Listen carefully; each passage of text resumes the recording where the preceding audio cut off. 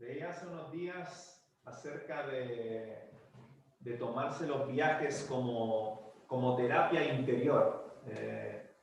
Hay todo un movimiento de gente que viaja hacia todas partes buscando la paz interior, encontrarse consigo mismas, la famosa catarsis interior de la que se habla mucho desde hace tiempo. Y había una chica en un blog, hay muchos blogs de este tipo de viajes, hablando de sus experiencias y de lo positivo de viajar, que titula uno de sus artículos, ¿Cómo sané mi corazón roto gracias a un viaje? Dice, cuando viajo veo el mundo, pero también me observo a mí. Observo mis emociones y conecto más conmigo. Por eso viajar es tan importante para mí. Y escribe en su blog extensamente muchos artículos por todos sus viajes, hablando de cómo esto le ayuda en esta renovación interior, en esta búsqueda de su paz interior, etc. Dice, por ejemplo, escribo para quien quiera aprovechar ese regalo que nos pueden dar los viajes, pero no te invito a seguir mi camino, sino a crear el tuyo propio. De alguna manera estos blogs señalan cómo necesitamos una experiencia que nos ayude a sentirnos superados, a encontrar la paz interior, a sanar quizás las partes que en nuestro corazón están rotas. De alguna manera sentimos que aún no hemos llegado a nuestro...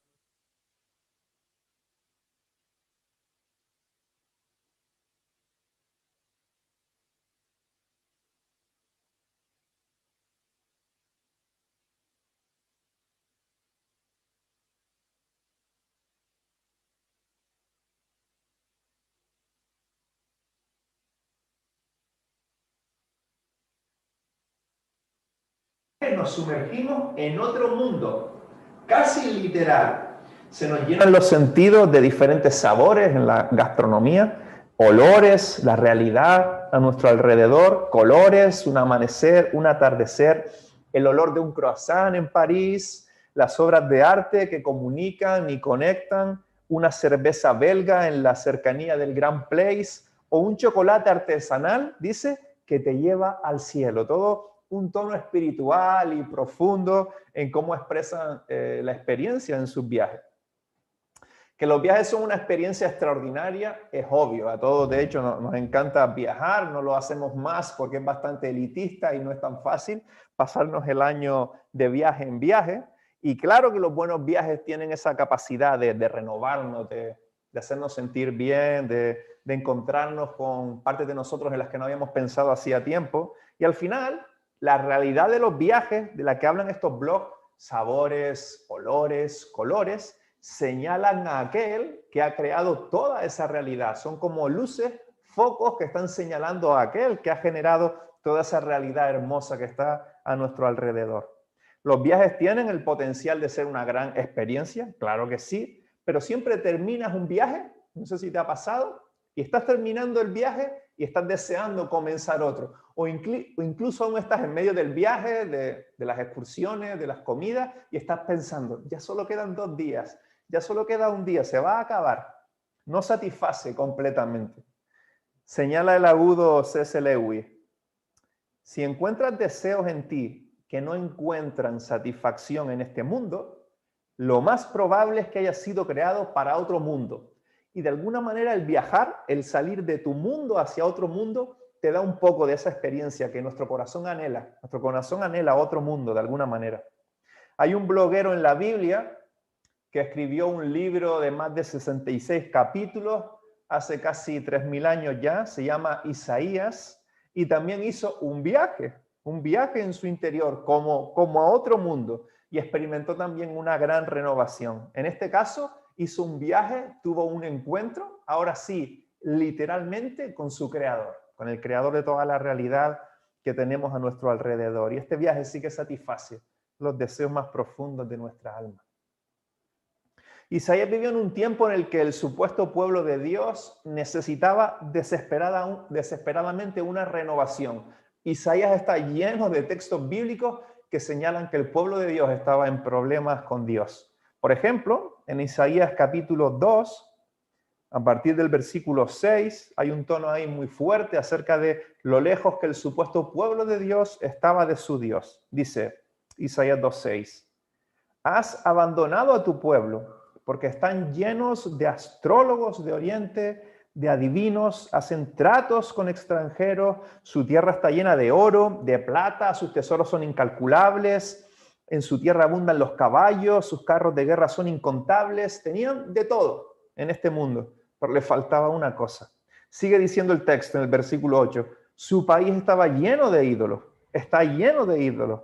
El pueblo adora la obra de sus manos, lo que han hecho con sus propios dedos, al que se le humilla, a la humanidad se le desagrada, al hombre se le humilla.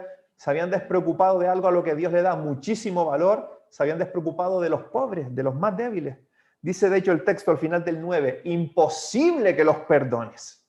Grandes problemas. Dice luego el 10, métete en la roca, escóndete en el polvo ante el terror del Señor y el esplendor de su majestad. Las cosas definitivamente no estaban bien en tiempos de este viajero, en tiempos de Isaías. El supuesto pueblo de Dios estaba en problemas con Dios. Pero Dios, que jamás se rinde, veremos en nuestro texto para hoy cómo trata con una persona, cómo trata con Isaías. Isaías tiene un encuentro con Dios que le renueva, que le impulsa para comunicar al pueblo de Dios las palabras del Señor. Y vamos a verlo en Isaías capítulo 6. Vamos a estar ahí en Isaías 6, versículos del 1 hasta el 8.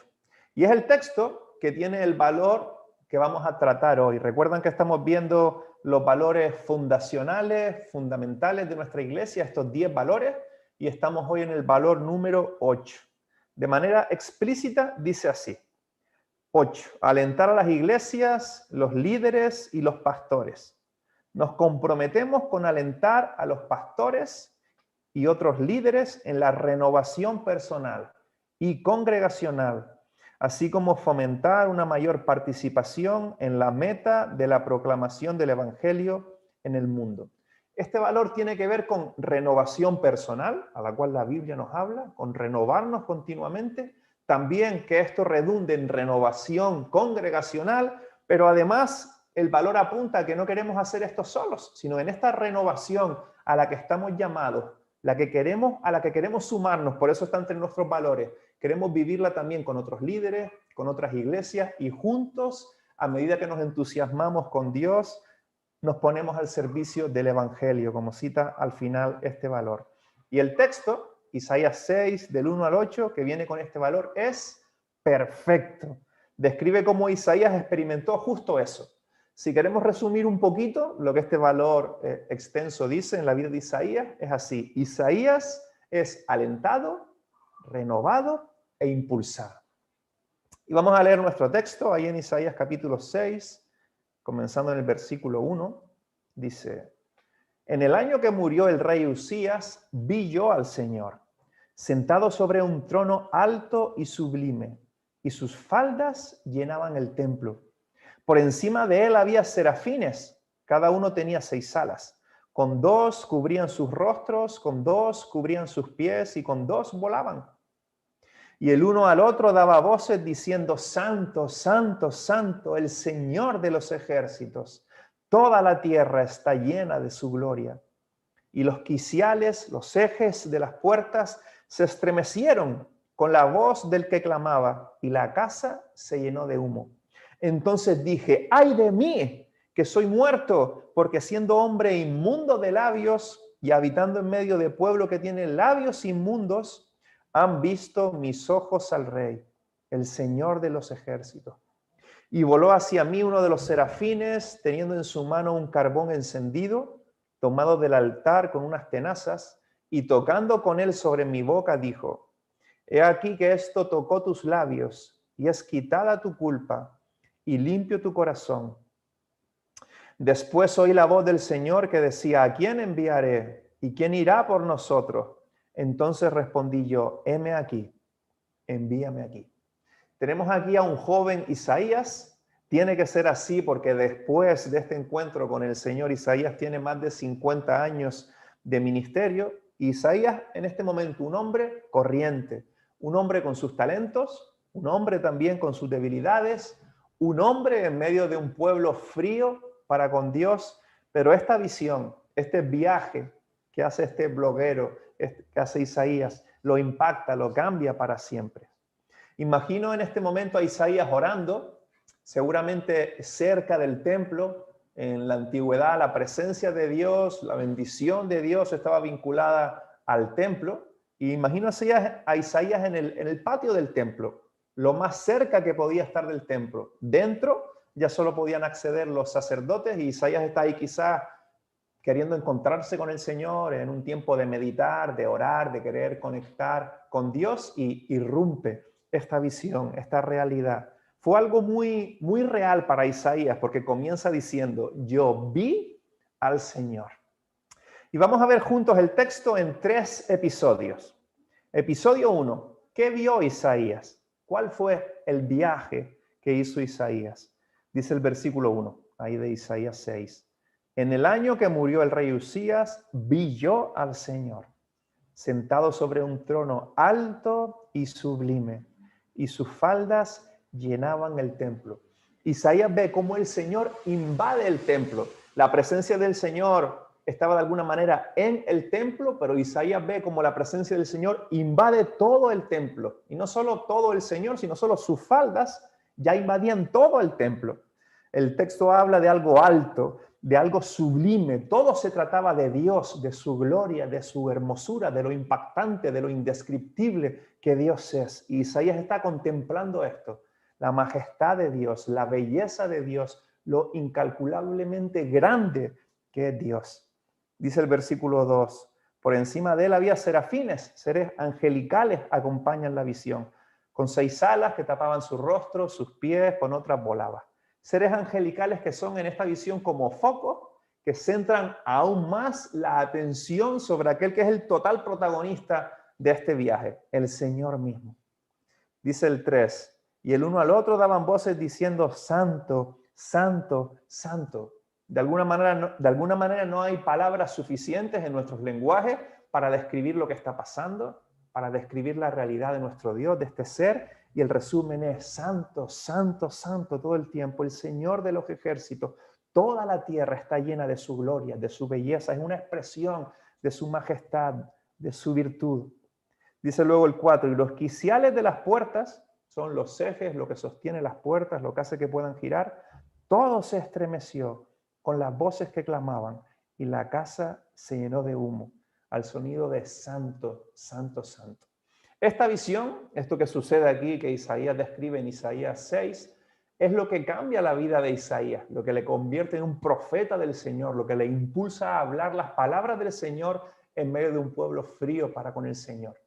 Y nos preguntamos, ¿qué tiene de especial esta visión para que Isaías sea tan impactado? ¿Qué tiene de especial este viaje que hace Isaías con el Señor para que lo cambie para siempre, que lo golpee de esta manera? ¿Qué sucede? Que es tan impactante. Podríamos complicar un montón la respuesta y divagar y expresarlo de muchas maneras, pero ¿saben? La respuesta a ¿qué fue tan especial? Se resume en una sola palabra. ¿Qué cosa tan extraordinaria sucedió para producir este cambio en Isaías? ¿Qué tan especial? ¿Qué trastornó a este hombre? Una palabra, Dios.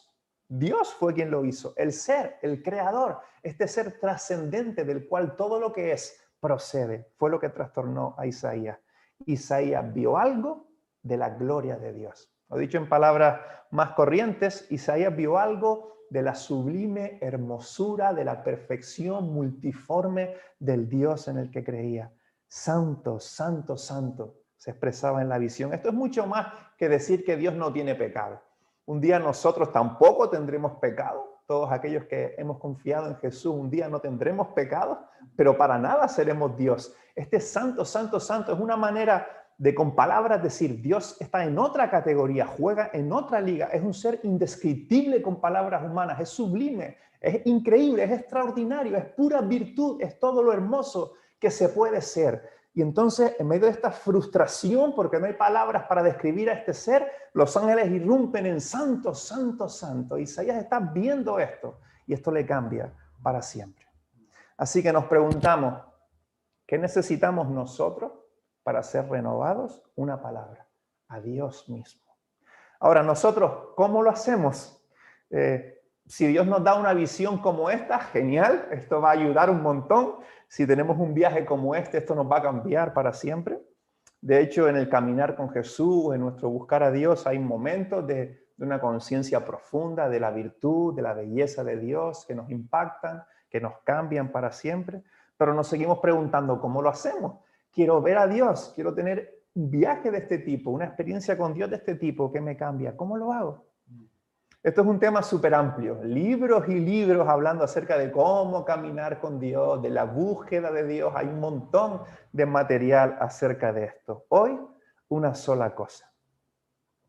¿Quieres ver a Dios? ¿Quieres responder al llamado de Dios a ser renovado? ¿Quieres escuchar a Dios? ¿Quieres poder exclamar, santo, santo, santo, porque necesitas expresarlo y no encuentras palabras? Tenemos este libro lleno de Dios, lleno del conocimiento de Dios, palabras y palabras que expresan la virtud de este Dios, el conocimiento de Dios contenido en este libro. Vamos a leer en un salmo, el Salmo 138. Un versículo ahí acerca de la palabra de Dios. El Salmo 138, 2 dice: quiero inclinarme hacia tu santo templo. Aquí está hablando David. David era otro loco de estos viajes. Todo el rato deseando estar ante la presencia de Dios. Todo el rato con sed de experimentar la virtud de Dios. Y aquí está expresándolo. Quiero inclinarme hacia tu santo templo. Allí estás tú, allí quiero estar yo. Y alabar tu nombre por tu gran amor, por tu gran fidelidad. Y dice ahora, porque has exaltado tu nombre y tu palabra por encima de todas las cosas. El nombre de Dios, lo que Dios es, y la palabra de Dios, esta expresión al mismo nivel.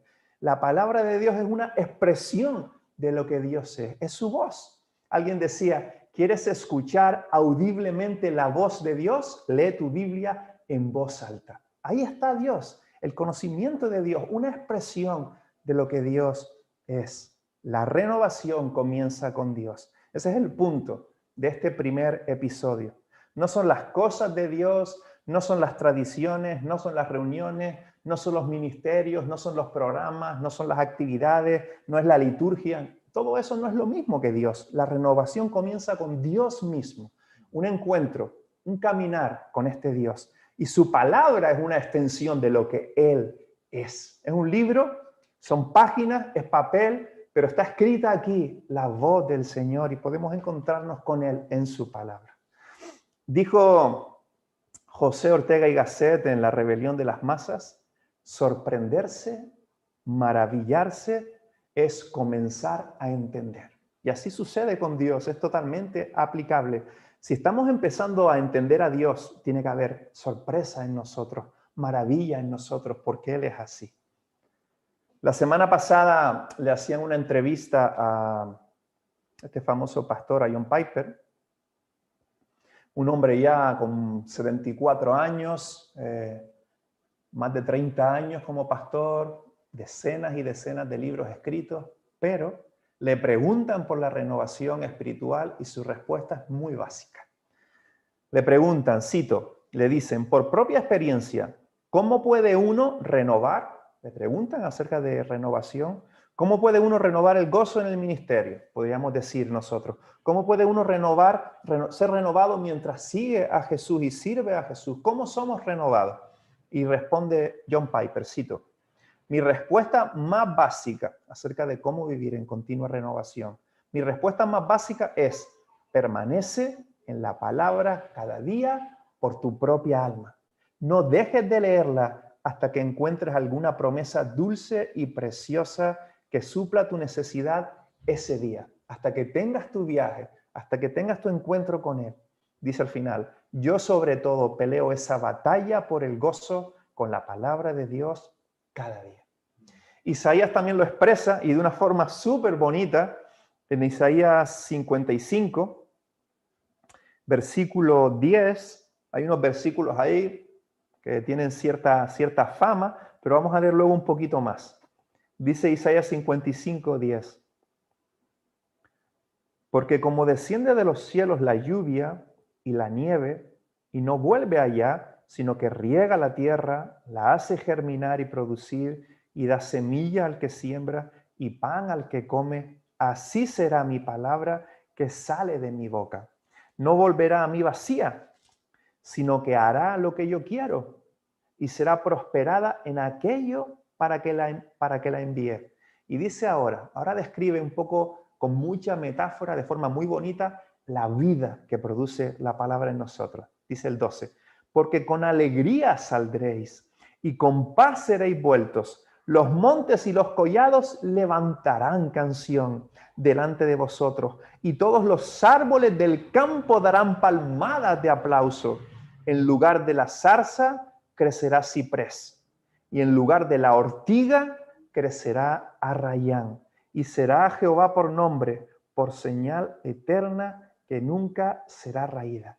La vida, la exultación, la renovación que la palabra produce en nosotros, aquí con mucha metáfora, los montes levantarán canción, la zarza, una planta con espinas que no nos gusta, donde había zarza crecerá ciprés. Todo esto es lo que produce la voz del Señor en nosotros.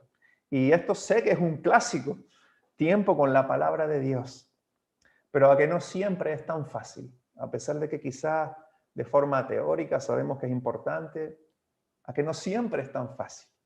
Confieso que para mí ha sido muy difícil por temporadas.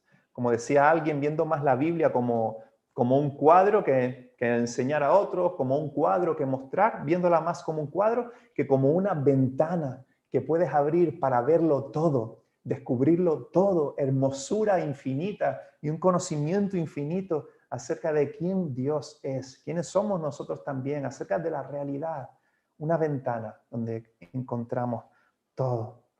Así que no dejemos que se nos pase la vida al margen de la palabra de Dios. No lo permitamos, no permitamos perdernos el tesoro que tenemos en estas palabras, que es Dios mismo. Así que valor número 8, por cuanto estamos comprometidos con la renovación espiritual, estamos comprometidos con Dios y estamos comprometidos con la palabra de Dios.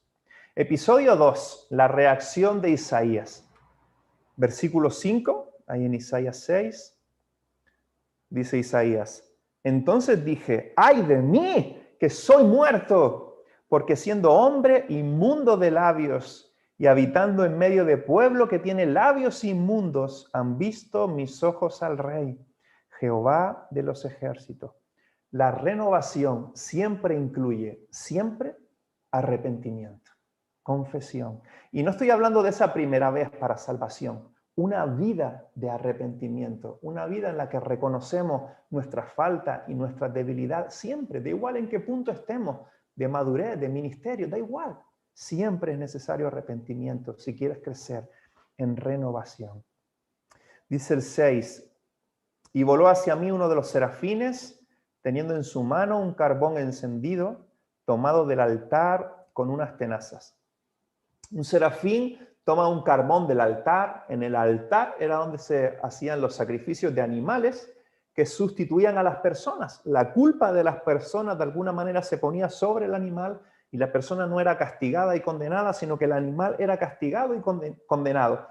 Totalmente apuntando a la realidad de Jesús, que es entregado por nosotros, condenado por nosotros, sacrificado por nosotros, para que nosotros en vez de castigo recibamos vida, perdón y salvación. Dice el 7, y tocando con él sobre mi boca, dijo, he aquí que esto tocó tus labios y es quitada tu culpa y limpio tu pecado. El episodio 2, la reacción de Isaías, va de arrepentimiento. Y el arrepentimiento puede doler un poco. Un carbón encendido en los labios puede doler, pero qué libertad. Qué libertad trae confesar. Y qué libertad trae también el perdón de Dios sobre nuestras vidas. Dice Juan 1:7, la sangre de Jesucristo, el Hijo de Dios, nos limpia de todo pecado. Qué libertad trae el arrepentimiento. ¿Sabes? Los 39 primeros capítulos de Isaías mayormente tienen que ver con juicio por el pecado, un llamamiento al arrepentimiento en este pueblo frío para con Dios. Dice un autor, Judá tenía apariencia de piedad, pero su corazón era corrupto. Pero hay esperanza. Los 27 siguientes capítulos mayormente son un mensaje de perdón, de consuelo, de esperanza. Isaías 53:5, por ejemplo, dice, mas él, refiriéndose con total claridad a Jesús, mas él herido fue por nuestras rebeliones, molido por nuestros pecados. El castigo de nuestra paz fue sobre él y por su llaga fuimos nosotros curados. Así que en este momento tenemos que preguntarnos, ¿qué hay en nuestro corazón? Es imposible la renovación si no hay confesión, sin una vida de arrepentimiento. Y repito, no estoy hablando solamente de personas sin Jesús hoy. Estoy hablando de cada uno de nosotros. Estoy hablando de mis luchas con buscar primero mi comodidad. Estoy hablando de mis luchas con hacer bien con las palabras que salen de mi boca, con mis luchas con amar bien a mi familia, con mis luchas y no anteponer mi temor y mis inseguridades al servicio a los demás. Ver esta luz extraordinaria de Dios siempre pone de relieve nuestra debilidad, las partes rotas en nuestro corazón, que incluso no somos conscientes. Pensamos que hemos llegado a un punto que quizás ya no necesitamos tanta gracia, pero esta luz de Dios, este santo, santo, santo, ilumina todo eso y tenemos que arrepentirnos.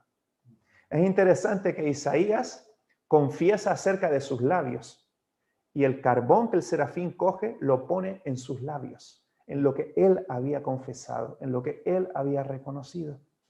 Así que, ¿cómo tratas a las personas a tu alrededor? ¿Cómo va tu ira? ¿Cómo reaccionas a las circunstancias en el día a día? ¿Cómo va tu sacrificio y tu amor por los demás? ¿Cómo van tus palabras? ¿Cómo van los anhelos, los deseos más profundos de tu corazón? ¿Con qué tienen que ver? ¿Qué es lo que realmente te alegra y te satisface y deseas que quizás no tiene nada que ver con Dios? ¿Cómo tratas a los demás, a tu familia, a tus amigos, a tus vecinos? ¿De qué te estás llenando? ¿Te está llenando de Dios, de su amor o de cosas corruptas, de basura? ¿Cuál es el deseo de tus ojos? ¿Hacia dónde te quieren llevar tus pies? ¿Qué actitudes llevas tiempo arrastrando que no has confesado, que no has decidido dejar atrás? Quizás dices, es que yo soy así. Pues toca arrepentirse. Ese es el punto de este episodio 2. Arrepentimiento. Así que nos preguntamos, ¿cómo está mi corazón? ¿Cómo está nuestro corazón? Si la luz de Dios no llega a iluminar esa oscuridad, no podremos ser impulsados a la misión de Dios. No podremos amar como Dios ama.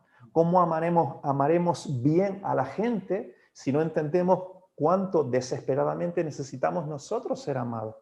¿Cómo vamos a extender la gracia de Dios a otros si no entendemos que somos los primeros que desesperadamente la necesitamos? Necesitamos vivir delante de Dios humildes, sabiendo quiénes somos, pobres necesitados, diciendo a otros pobres necesitados dónde está el banquete para todos. Ahora, necesitados, sí, muchísimo más de lo que sabemos y entendemos. Arrepentidos, sí, también, conscientes de nuestra pequeñez, conscientes de nuestra necesidad de la gracia de Dios, sí, pero libres. Libres porque hay perdón para el que viene a Jesús. Libres porque no hay condenación para el que está en Cristo Jesús. Libres porque en Cristo Jesús hay paz con Dios. Una paz que echa fuera el temor. No estamos hablando de rechazo. Una paz que echa fuera todos los temores, que levanta nuestra cabeza, que infla nuestro pecho. No en orgullo, sino en libertad, en paz, porque estamos en paces con este ser extraordinario del universo. Así que en primer lugar necesitamos más y más de su luz. Necesitamos más y más de este extraordinario Dios en el cual creemos. Número 2, necesitamos crecer en esta vida de fe, de arrepentimiento, de dependencia de su gracia. Y episodio número 3, el impulso. Esto simplemente sucede. Es una reacción y sucede. Ser impulsados. Versículo 8, ahí de Isaías 6, dice: Después oí la voz del Señor que decía: ¿a quién enviaré? ¿Quién irá por nosotros? Entonces respondí yo: heme aquí, envíame a mí. Vivir con Dios, alimentándonos de su extraordinaria virtud, dependientes de su gracia, siempre nos impulsa. Isaías cae rendido y está aquí la clásica proposición: heme aquí, envíame a mí. Dice John Eldredge, autor del clásico Salvaje de Corazón: nuestro intento de buscar a Dios es poco entusiasta cuando la única razón que tenemos es que debemos hacerlo. Pero encontraremos una manera de hacerlo, una manera de hacer la obra cuando estamos convencidos de que somos historia si no lo hacemos. Y este es el punto, cuando descubres que lo necesitas, cuando descubres que no quieres ir a ningún otro lugar, cuando descubres que no hay nada que valga más la pena, sucede. Heme aquí, envíame a mí. Dice la última frase de este valor, el número 8, fomentar una mayor participación en la meta de la proclamación del Evangelio en el mundo. No todos vamos a ir alrededor de la geografía mundial, ni estamos llamados a eso. Cada uno de nosotros es llamado por Dios, tiene un papel, un lugar en la misión de Dios de hacer discípulos, pero sí que todos tenemos un papel en el amar de manera sacrificial y auténtica, en el dar, en el servir. No porque tenemos que hacerlo, ni mucho menos, sino porque hemos estado con Dios. Su gracia está obrando en nosotros y, como decía este autor, estamos convencidos de que somos historia si no lo hacemos. Volvemos a ser realistas. Muchas veces habrán dificultades. Caminar delante de nuestro extraordinario Dios, en dependencia de su gracia, servir a los demás en este mundo, es difícil. La carne, nosotros mismos, el diablo, el mundo, todo nos empuja hacia otro lado. Ni para Isaías fue fácil. A veces idealizamos a estos personajes de la Biblia porque nos gustan sus historias, pero eran personas de carne, de hueso, como tú y yo. Para él tampoco fue fácil. Mira lo que sucede luego. En los versículos 9 y 10, Dios le dice a Isaías cuál va a ser su misión. Le dice, Isaías, tu misión va a ser difícil, la gente no te va a escuchar, tu ministerio casi no va a tener fruto o ningún fruto, y eso es lo que tienes que hacer, comunicar mis palabras en medio de un pueblo frío para con Dios y sin resultado. Y Isaías, en el versículo 11, un par de segundos después de haber dicho, heme aquí, envíame a mí, dice, versículo 11, yo dije, Isaías, ¿hasta cuándo, Señor? Es una lucha, pero la lucha vale la pena intentarlo. Cuando haces este viaje, cuando ves esta gloria, quieres intentarlo, aunque a veces tengamos esta reacción de, como el niño cuando lleva 5 minutos en el coche, de falta mucho, Isaías tiene esta reacción enseguida, vale la pena intentarlo. Y una última cosa, vamos a terminar con una perla en Juan capítulo 12.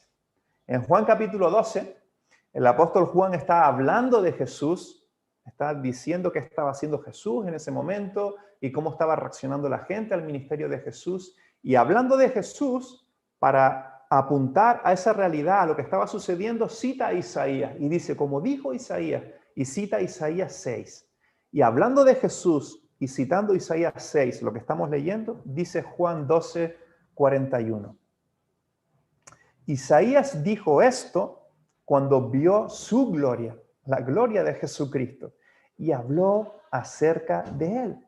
La visión de Isaías es acerca de aquel que es la imagen visible del Dios invisible, el Hijo, nuestro querido Jesús. Esa es la gloria que vio Isaías en su visión, que fue un hombre, Jesús, pero que jamás dejó de ser el Dios que sostiene el universo.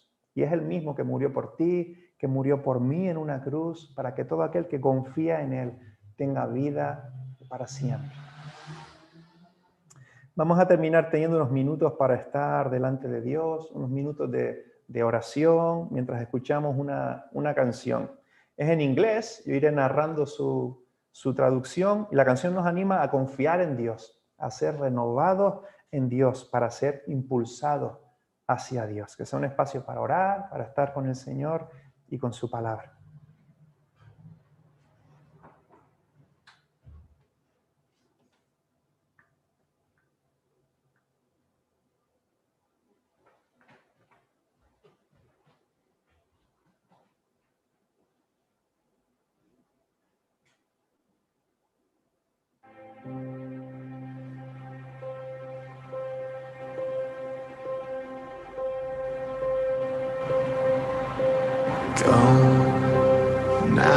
¿Se escucha en internet?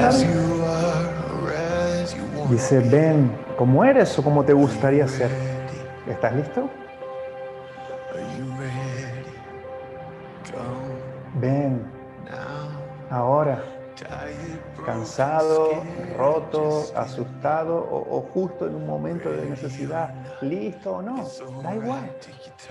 Tómate tu tiempo si aún estás noqueado, si acabas de llegar.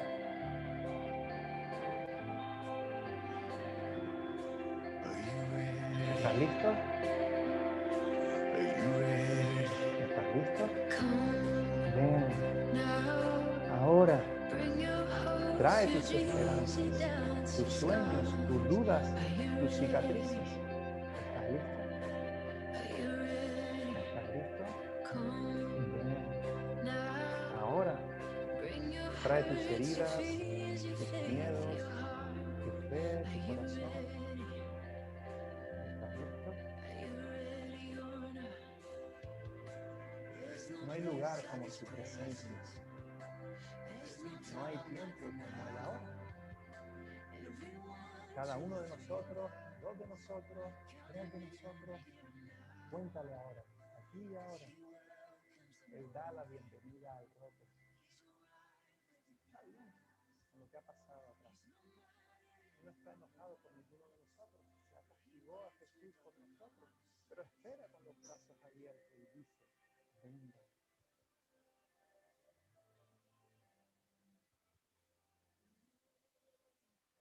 ¿Estás listo? Ven. Ahora.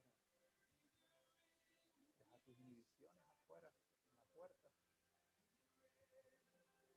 ¿Estás listo? Ven. Ahora. Deja tus cargas, Él ya las tiene todas.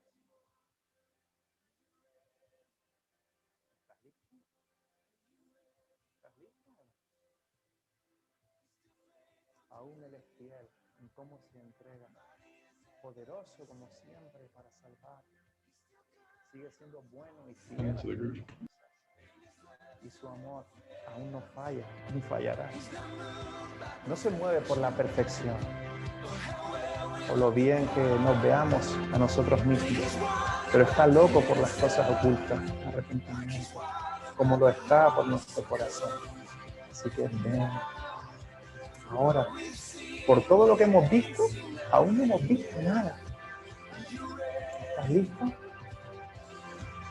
Santo, santo, santo. Ven. Ahora, trae alabanzas por lo que aún puede hacer. ¿Estás listo? ¿Estás listo o no? Ya compró nuestra libertad. Jesús ya pagó nuestra deuda. Jesús la pagó en la cruz. Ya ha hecho el milagro. Solo confía en Él.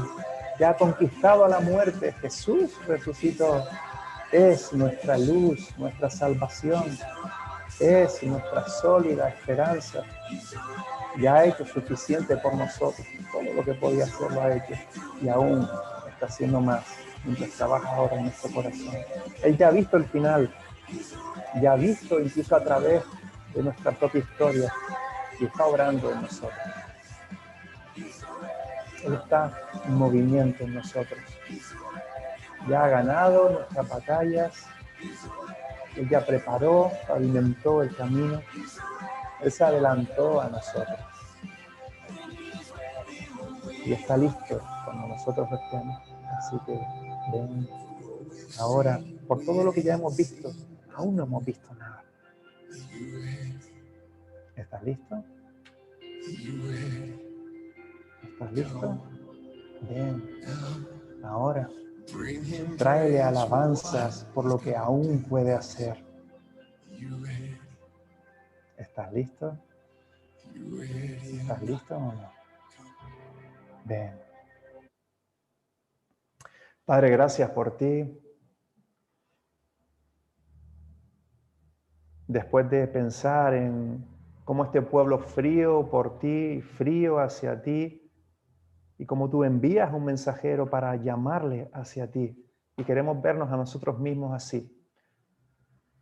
Ser más conscientes de nuestras debilidades, de nuestro corazón roto, de nuestro pecado, de nuestra profunda necesidad de ti e ir a ti. Ayúdanos a seguirte descubriendo en este libro increíble que tenemos, en tu palabra, en la Biblia. Danos ojos para verte, danos un corazón para entenderte. Danos conciencia acerca de nuestra necesidad de tu gracia hoy y ahora. E impúlsanos a la misión, impúlsanos a amar, a dar, a servir. Te necesitamos, Señor, y necesitamos tu obra en nuestros corazones. Gracias por tu amor expresado de manera total en la cruz por nosotros, siendo nuestro mediador, nuestro intermediario. Y oramos en su nombre, en el nombre de Jesús. Amén.